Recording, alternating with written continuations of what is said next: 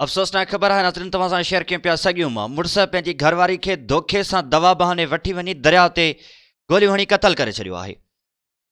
मोहरम ख़ान मगणेज जी report मूजिब सॻियूं महमूद चन्ना थाणे जी हद कच्चे जे ॻोठ हाजी जवान कलोड़ो लॻ अफ़सोसनाक वाक़ियो पेश आयो।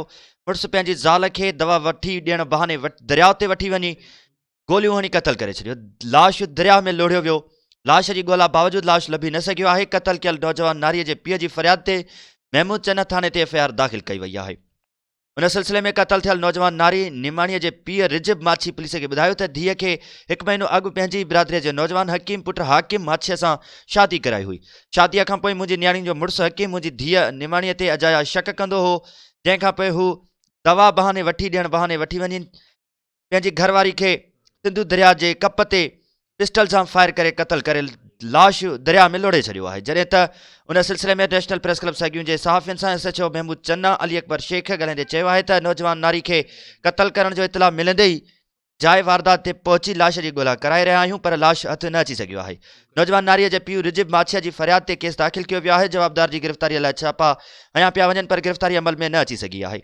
24 कलाकनि अंदरि जवाबदार खे गिरफ़्तार करे कोर्ट में पेश कयो वेंदो।